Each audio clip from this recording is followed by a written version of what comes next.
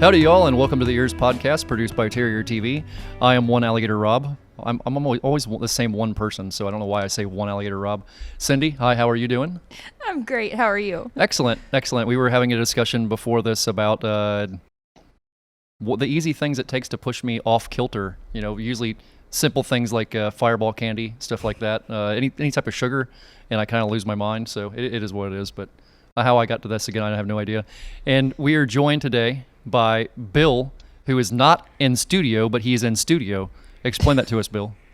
Okay, well, I'm in the control room because we don't have any students to run it today because they were testing and they're all tested out. And so it's me in here and you guys out there. And so for the most of it, I'll just be a voice that interrupts stuff. As I was saying earlier before we started this, when there was a little bit of feedback you're working on, every time I ever hear feedback anywhere, and I could say the same thing for Jacob Gwynn and several other of us that were in your classes, anytime we ever heard that, we immediately had to say, feedback is when the microphone hears itself. Because that was what Bill, he made us understand that over and over again. Like, your brain. What is feedback? It was on like every test we took in TV productions. What is feedback? If you couldn't say it word for word, that's when the microphone hears itself. He'd just tell you to go ahead and leave. Just get out. If you haven't heard that 1,000 times, just get out of my classroom. He wouldn't do that. But you're never allowed to kick them out of the classroom. Oh, Lord. As much as you'd like, you can't.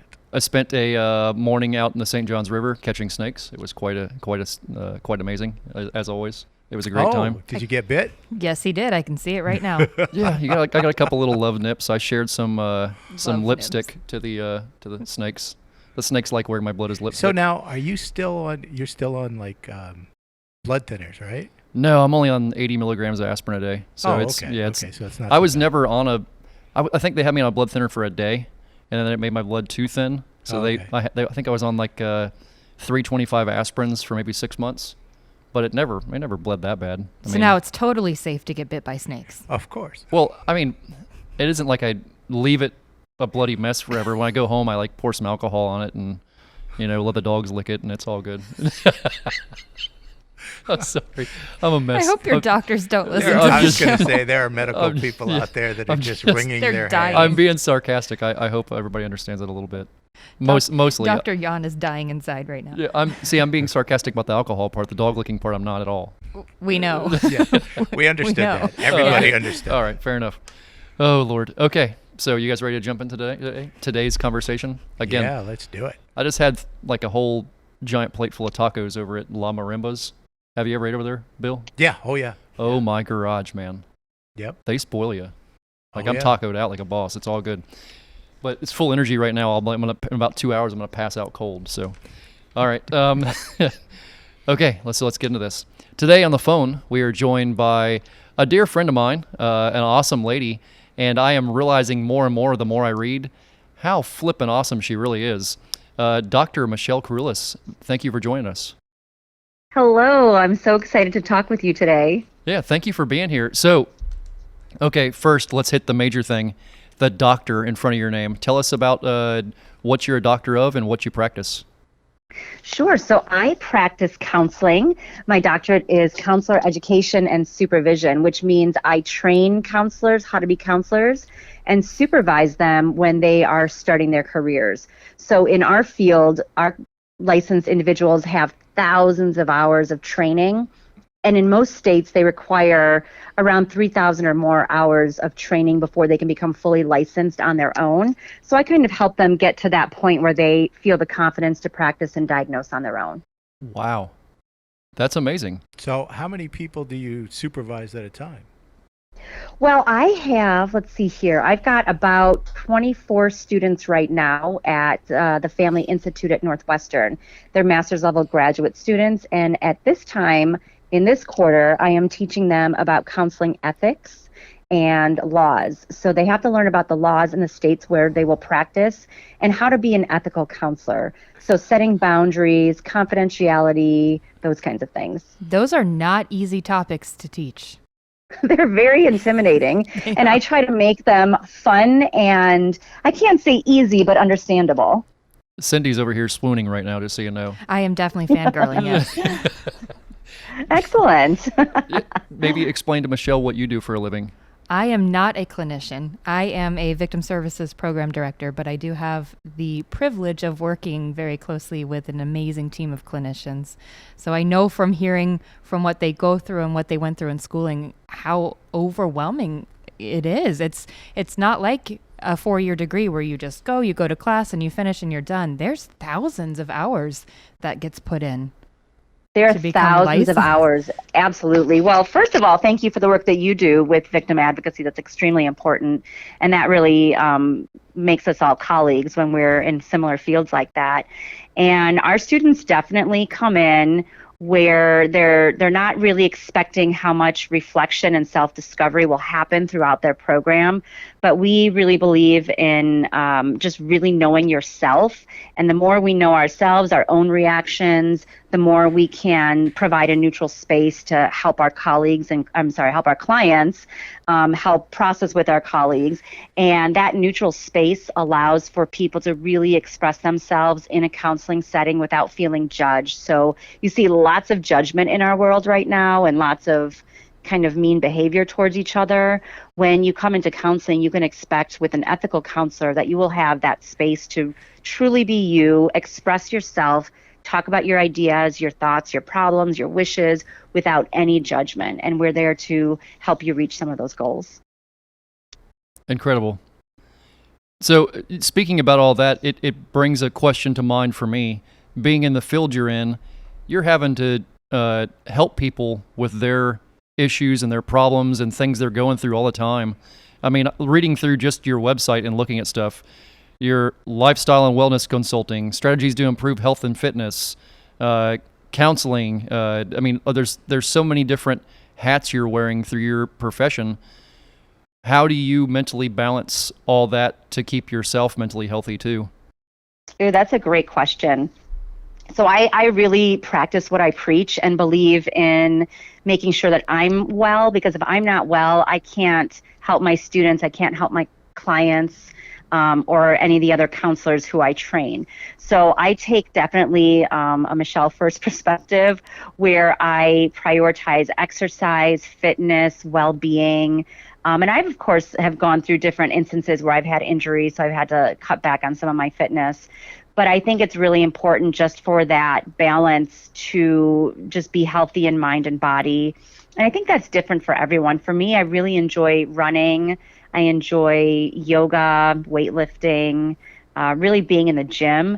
And then I think it's important to have non-physical ways. So just being around family and friends and loved ones. Frank, as you know, I love socializing and being around people. That really fills me up. And being around water is super helpful too. So I'm in Chicago and I am very close to the lakefront. So I really enjoy long walks along the lake. I'll also be spending a lot of time in Florida and will also be near water. So I find water to be super healing. Yeah, we're gonna find all kinds of cool critters while you're down here. Yeah, great. We're gonna go on some adventures. And I like how you said you were along the lake in Chicago, because it's the first time I was up there when people say, yeah, I live by the beach. I'm like, how in the world is it you live by a beach and you're in Chicago? Because I am totally lost about this whole situation. And then you go by there and it kind of is a beach. It's way different, but it's kind of the same. So yeah, it's so different. Yeah, you can't see the other side unless you're in a boat. If you jump on a boat and you sail for a little bit, you can kind of see both coasts. But it's really amazing. It's a beautiful illusion where you feel like it's just you're kind of at the end of the world. And there's all this chaos of the city, but you can escape a little bit into the water, and it's very, very calming. It really is. Yeah, it's a pretty epic spot.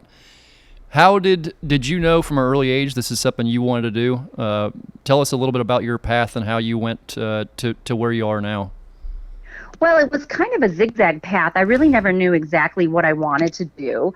And I was always an athletic kid, always an academic kid. My parents definitely prioritized making sure that I did well in academics and emphasized the importance of that. But at the same time, I was always having fun and playing and engaging in different sports.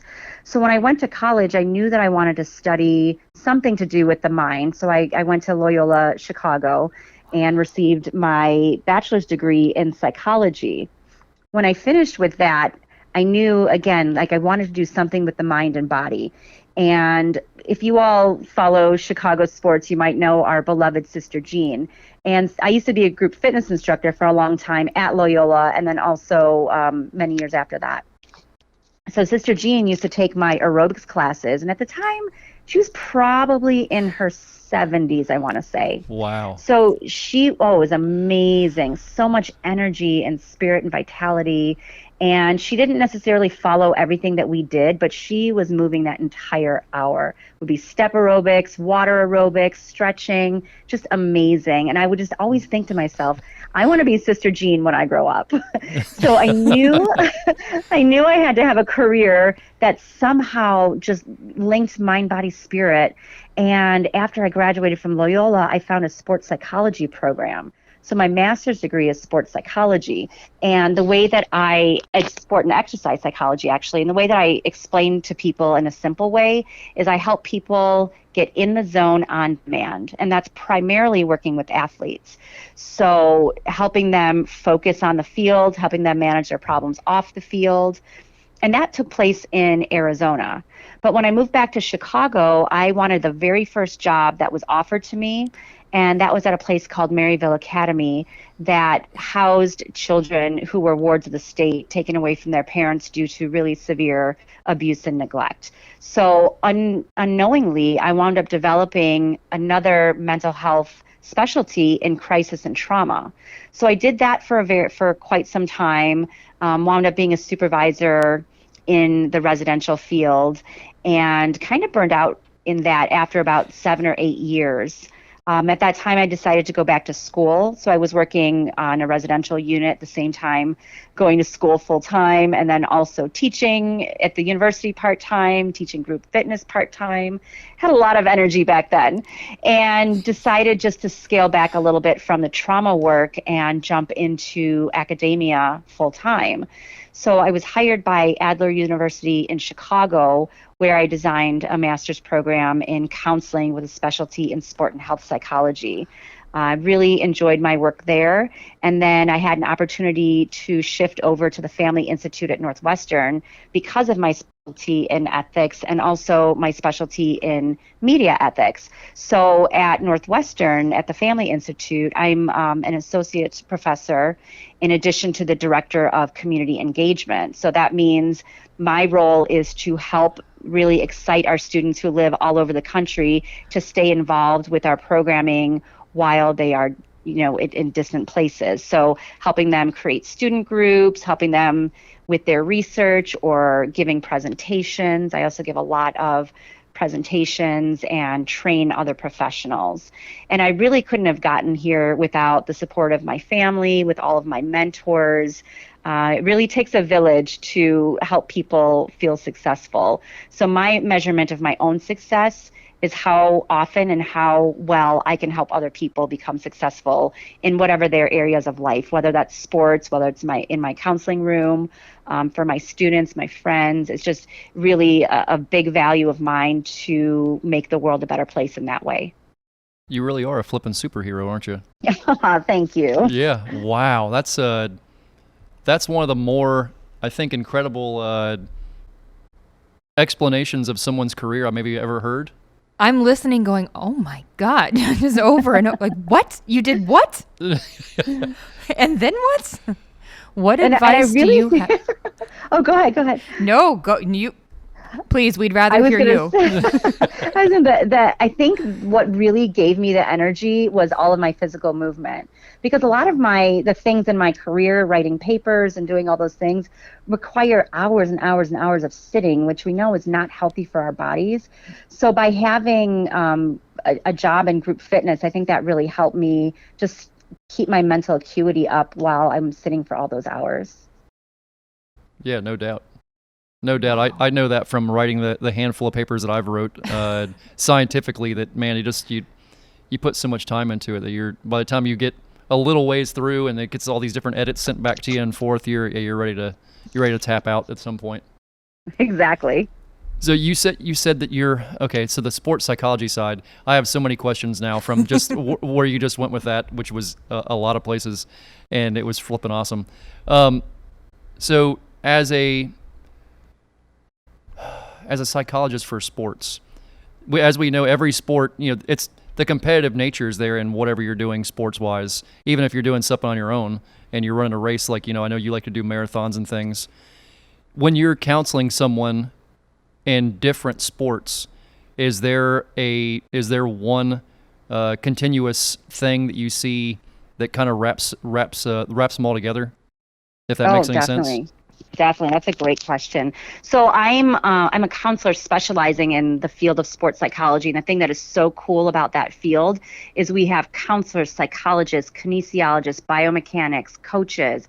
So we have mental health paired with sports science in our field. And what I see a lot with the athletes who I work with, I would say two major things. One would be confidence and building confidence or losing confidence if there was a situation that was difficult. And the second thing would be communication. So oftentimes, I work with child elite athletes, I work with professional athletes, Olympics, all different levels of athletes. And those are two things that I see so commonly is sometimes if there's a bad play or maybe somebody hears people say something bad about them or they read the media, then it really takes a hit to their confidence. So really working on building and maintaining their confidence. And then also with communication, we don't necessarily teach in grade school how to have excellent communication. So there are a lot of assumptions that are made. A lot of people who I work with sometimes feel like asking a question of their coaches or of their team might imply that they are stupid or they don't have the skill set. So I talk to them about the fact that asking questions shows that you are committed. It shows that you want to learn more. And that simplifies it. It's more complicated in some situations, but I would say those are the two things. And one would also be a fear of judgment, either from the public, teammates, or other people who might watch their sports. Okay, that's amazing. I will tell you this story. In schools, I've taught in high school for a long time, and we used to have a student faculty volleyball game, and the teachers would always beat the students, and the students were always better than we were, always. But as soon as the first kid made the first mistake in front of all their peers, that was it. It unravels. They shut down. They didn't want to embarrass themselves, and they basically let us win. And it happened every single year. They were more talented, but once they get that psychology, once they got in that head, and they were worried about what other people thought, that was it. We won. Yeah. Oh, yeah, absolutely. So what we will see in the sporting field is athletes who have some kind of mental preparation, meaning they actually take time to prepare their mental skills. So we see the hours and hours that they put in on the field and practice and all those things. We don't see that always with their sports psychology skills. So practicing those skills can make them come so much easier when they're in a stressful situation in their particular sport. So in that case, with the volleyball player, when they're going to serve or whatever it is, if they hang on to that mistake or look out the crowd and see people staring at them, because most people will look at the server, that can throw someone completely off their game. So learning how to refocus and just put everything out, kind of like a horse wearing blinders, that helps someone to really regain that confidence to be able to execute the skills, the physical skills that they have, but they're halting because they're too much in their minds. You were saying too that you're on the United States Olympic Committee. So I get the fact that these kind of things that athletes are going through are at every level. The higher the intensity gets, do these kind of issues become more intensified, or is this something that's kind of just broad spectrum across every group? I think it can be more intensified depending on the type of training that the athlete is doing. So with the Olympic and Paralympic Committee, we are people who the athletes can turn to, maybe if they're not at their training center or if they're practicing, in Chicago or someplace else, and I would be a resource that they could reach out to for mental health and also for sports psychology skills.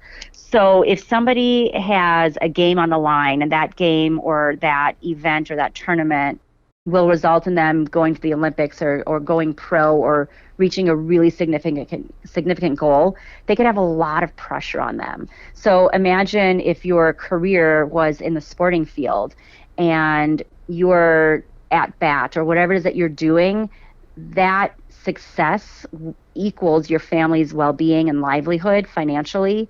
There's a lot of pressure there. So a lot of us, when we go to work, don't necessarily have that kind of pressure on us, whereas if we have a bad day, that could mean that we lose our jobs and aren't going to be able to provide for our families.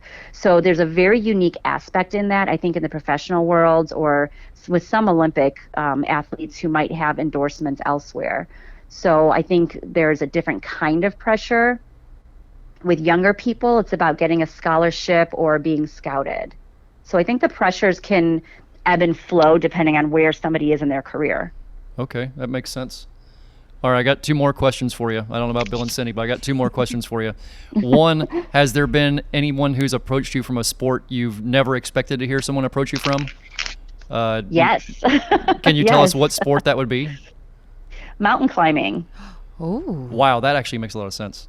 Yeah. Now that I think about that, but because you're putting that's a whole different. That's another. Terrifying. That literally is another level. Yes. Yeah, that is literally another level. Yep. I Wow. had somebody call me who was a professional climber, and they were going to, I wish I could remember what mountain they were going to, but some huge, massive mountain that is very dangerous. And they called me and said, hey, I'm leaving. It was, in a few days or a week or something. And I feel like I need help with this.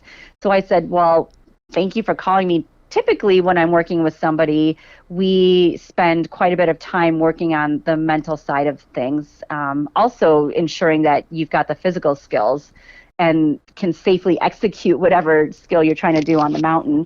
But the first thing, so I was talking about ethics in the beginning, the first thing that I said to this person was, I am not an expert in mountain climbing. I haven't worked with anybody in that area before.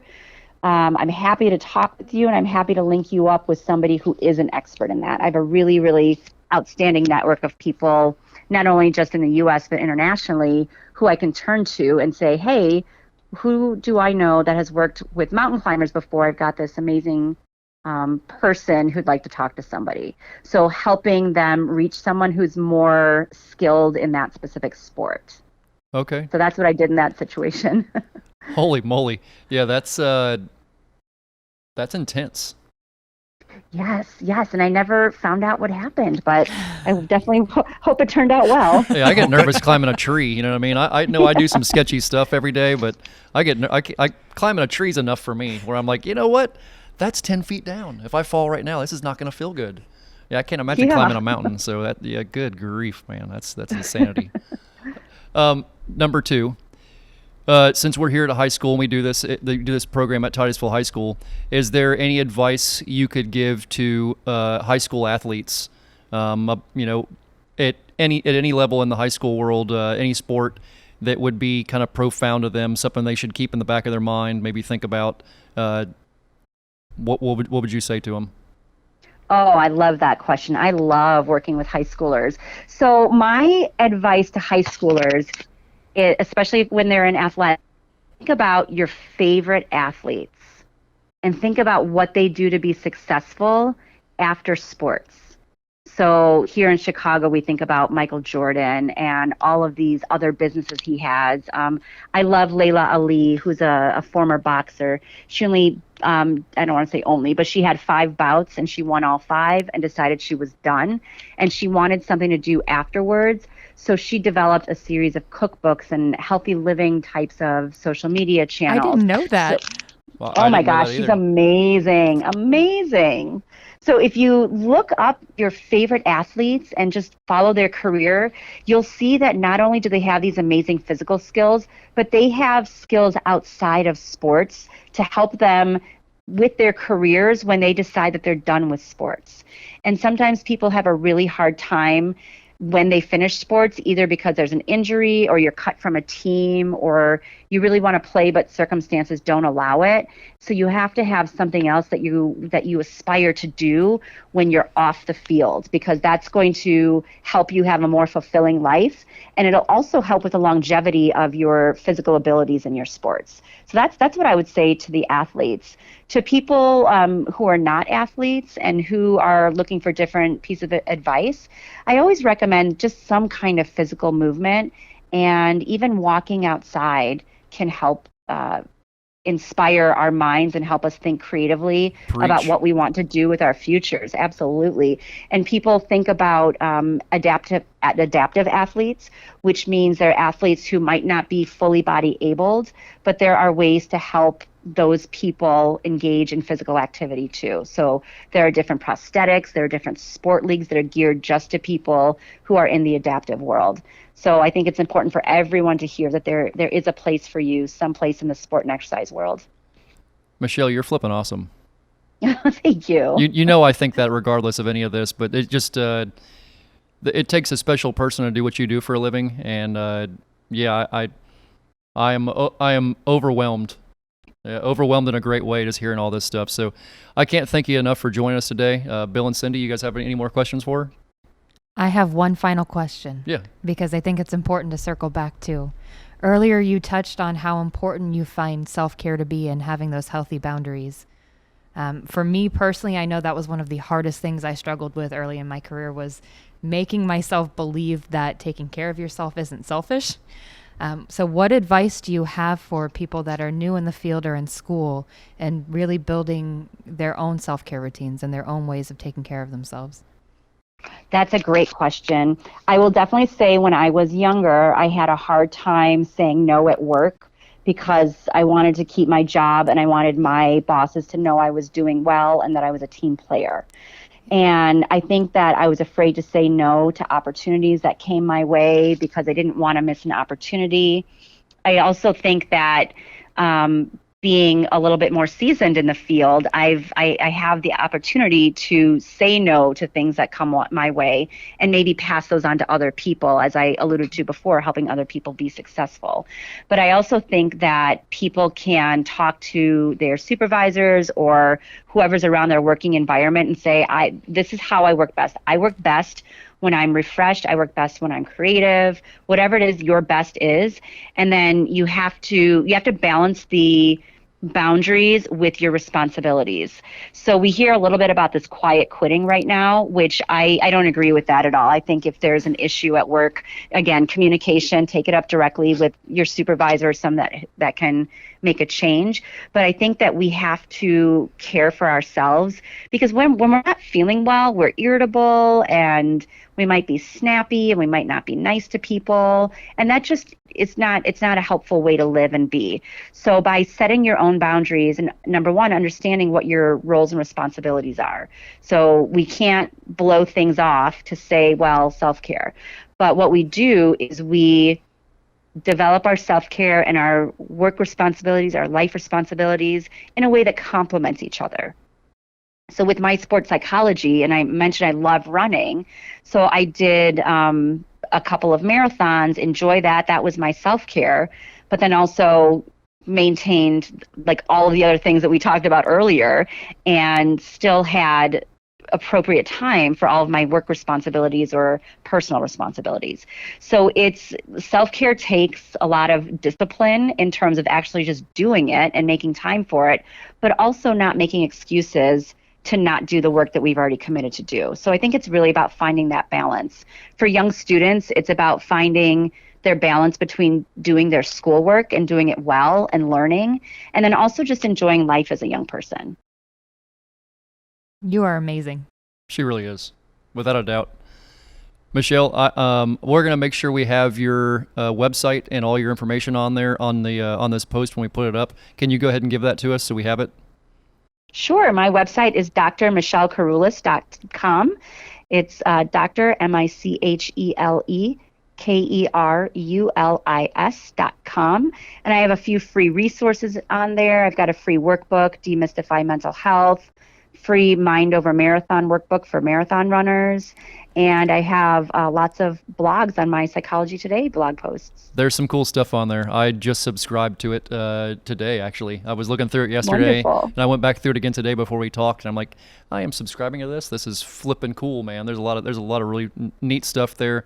A lot of great information. Definitely, if you're listening to this, go over there and check it out. This is a woman that is a tremendous resource to really everybody in any field, and if you need someone to talk to, this is a great place to start. If not her, talk to somebody. It's always a good thing. It's never wrong to have a conversation and communicate like you're saying.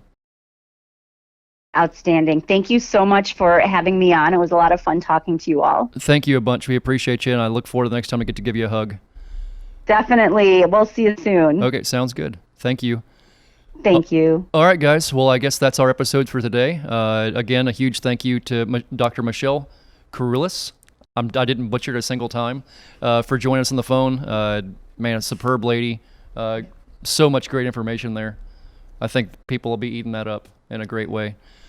All right, guys. Until next week, we'll catch you then. Bye-bye.